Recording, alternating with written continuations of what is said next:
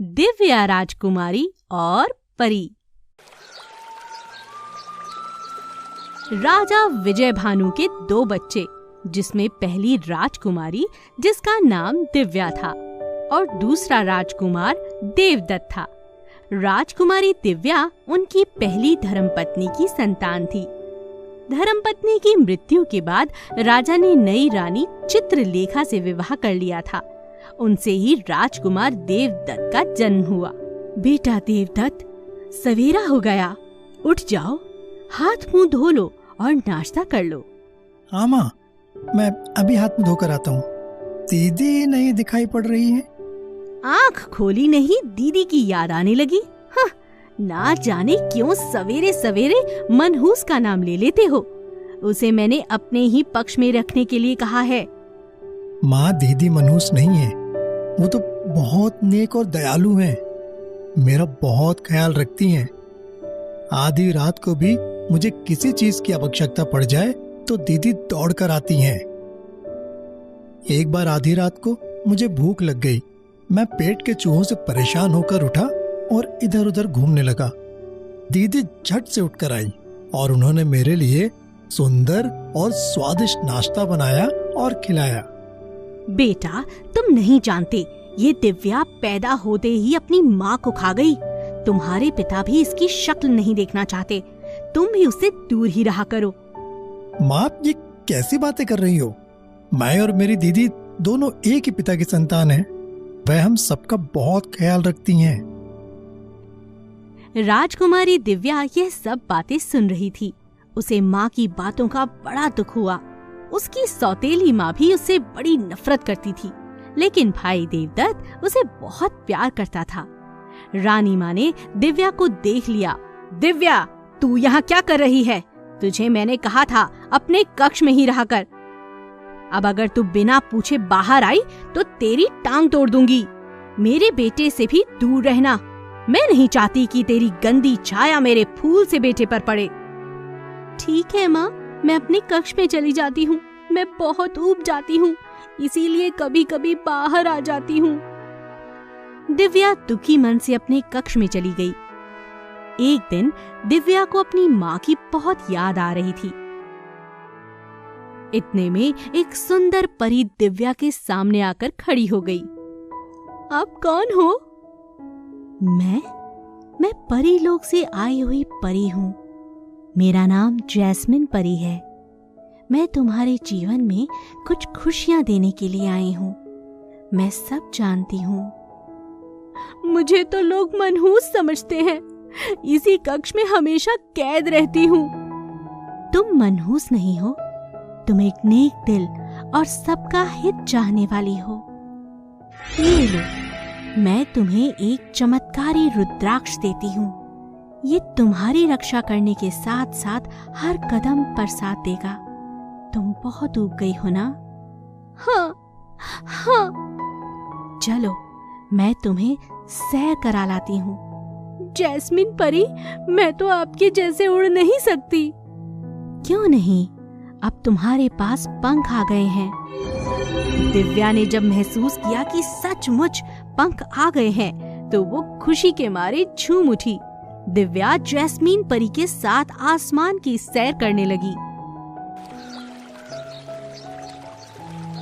ये तो अद्भुत, अद्वितीय है।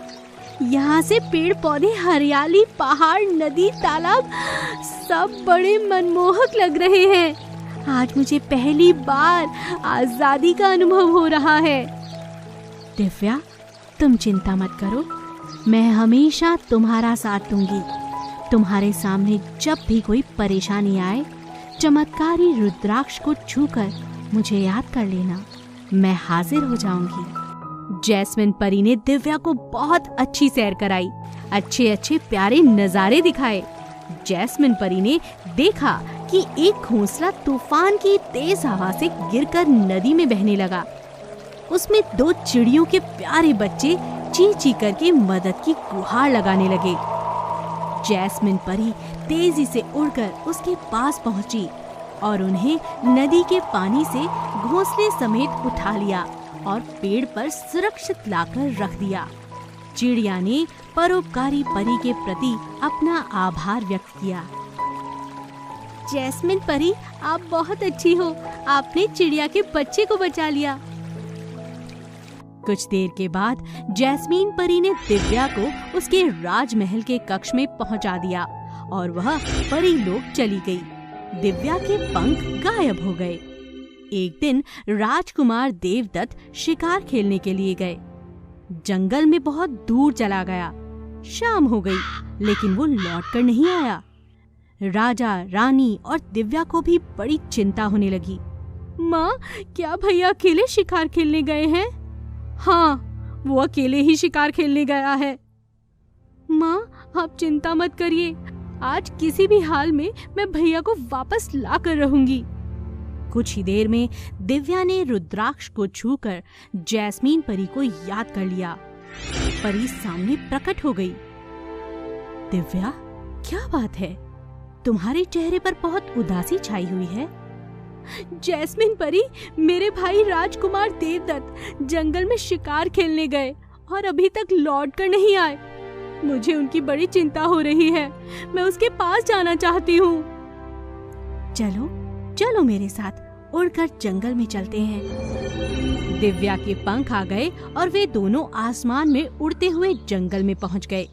जैस्मीन परी ने अपनी चमत्कारी शक्ति से राजकुमार का पता लगा लिया। वो एक भयानक जादूगर की कैद में था।